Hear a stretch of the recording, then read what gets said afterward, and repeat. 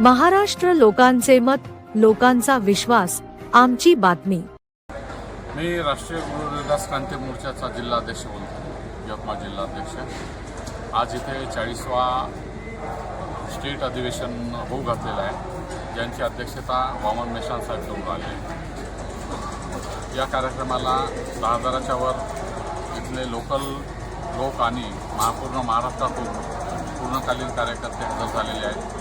या अधिवेशनामध्ये जी चर्चा चालू आहे ती खास करून ओबीसीच्या जनगणनेच्या मुद्द्याविषयी ही चर्चा चालली आहे आणि यामध्ये एक विषय लावलेला आहे की राष्ट्रीय स्तराचं महिलांचं संघटन उभं झाल्याशिवाय हे आंदोलन सक्सेस होऊ शकत नाही, हा त्याचा आपला प्रमुख मुद्दा आहे। ओबीसीच्या विषयी हा विषय लावलेला आहे। परत एक नेटच्या पेपर लीकच्या संदर्भामध्ये पण विषय दिला आहे आणि येणाऱ्या काळामधला जो आजपासून 2014च्या सुप्रीम कोर्टाच्या जजमेंटनुसार EVMला EVPAT लावण्याची जी सूचना केली होती त्या कोर्टाची या लोकांनी सरकारने अवहेलना केली।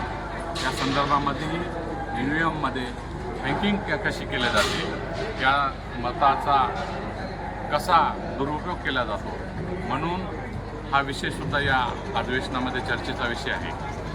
परत महिलांच्या या दैनंदिन अवस्थेला व्यवस्था जबाबदार आहे आणि या काळामध्ये येणाऱ्या काळामध्ये आम्ही मोठ्या प्रमाणामध्ये महिलांचं राष्ट्रीय स्तरावरचं संघटन तसं तर आमचं आहे, परंतु आता त्याला मजबूत करण्याची जी यामध्ये आम्ही रणनीती आखलेली आहे ती रणनीती आता या 50%च्या वर सक्सेस होत आहे।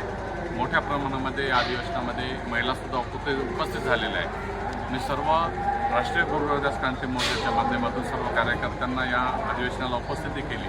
मोठ्या प्रमाणामध्ये निधीसुद्धा देण्यात आलेला आहे, जेणेकरून समाजामध्ये या अधिवेशनाच्या माध्यमातून जागृती व्हावी याकरिता आम्ही प्रयत्नशील आहोत। आणि येणाऱ्या काळामध्ये मेश्राम साहेबांच्या नेतृत्वामध्ये आमच्या जे 98 संघटना आहे त्या 98 संघटनेच्या माध्यमातून विविध कार्यकर्त्यांना जोडणे, तळागाळातल्या लोकांनी शोषित लोकांना जोडण्याचा कार्यक्रम या वाईज सेक्टर वाईज मजबूती करण्याच्या माध्यमातून आम्ही करणार आहोत। एवढंच आजच्या अधिवेशनासंदर्भात मी तुम्हाला माहिती देऊ शकतो। येणाऱ्या काळामधली जी रणनीती आहे ती पुढील सेक्शनमध्ये आपण कंटिन्यू करू। धन्यवाद।